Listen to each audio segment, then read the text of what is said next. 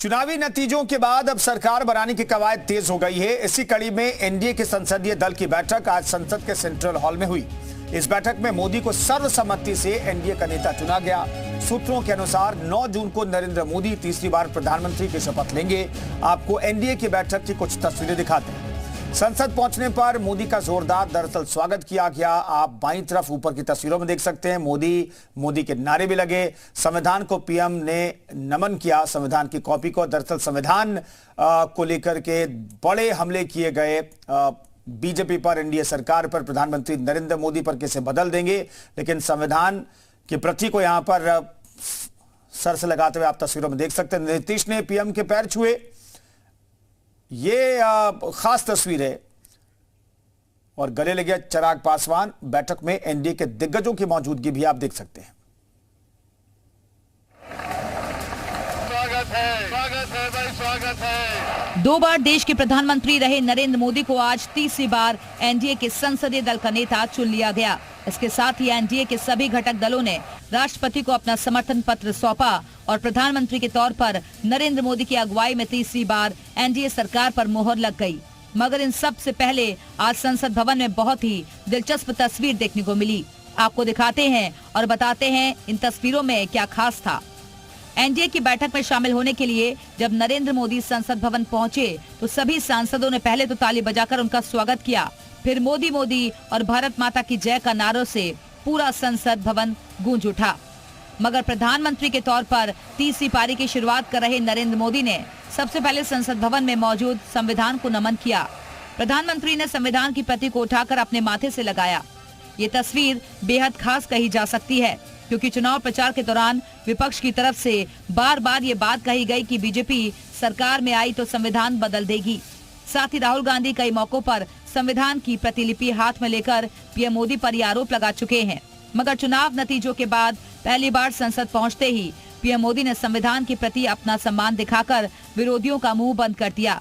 इतना ही नहीं, पीएम मोदी ने विपक्ष के उन कयासों पर भी विराम लगाने की कोशिश की जिसमें एनडीए के मुख्य सहयोगी दलों पीडीपी और जेडीयू के छिटकने का अंदेशा जाहिर किया जा रहा था। इसके तहत संसद में पीएम मोदी की बगल वाली कुर्सियों पर ही चंद्रबाबू नायडू, नीतीश कुमार और एकनाथ शिंदे को बिठाया गया। इस दौरान मोदी, नायडू और नीतीश के बीच बेहद गर्मजोशी भरी बातचीत होती रही। तीनों नेता हंसते मुस्कुराते हुए एक दूसरे से बात करते दिखे। इस बीच जब बीजेपी के वरिष्ठ नेता राजनाथ सिंह ने लोकसभा में एनडीए के नेता के रूप में नरेंद्र मोदी के नाम का प्रस्ताव रखा तो एक बार फिर पूरे सेंट्रल हॉल में तालियों की गड़गड़ाहट गूंजने लगी।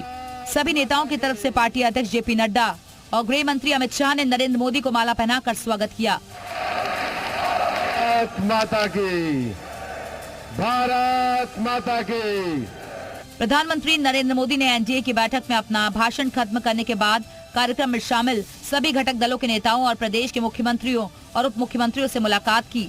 इस दौरान प्रधानमंत्री नरेंद्र मोदी ने मुख्यमंत्री योगी आदित्यनाथ की पीठ थपथपाई। योगी आदित्यनाथ के प्रति प्रधानमंत्री का ये इशारा एक बड़ा संदेश है और उन लोगों को चुप कराने की संभावना के तौर पर भी देखा जा रहा है जो ये अफवाह फैलाने की कोशिश करते हैं कि बीजेपी के 2 दिग्गजों के बीच सब कुछ ठीक नहीं है।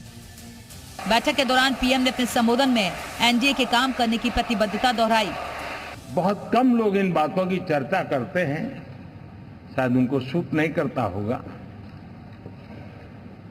लेकिन हिंदुस्तान के इतने महान लोकतंत्र की ताकत देखिए कि एनडीए आज देश में 22 राज्यों में लोगों ने उनको सरकार बनाकर के सेवा करने का मौका दिया।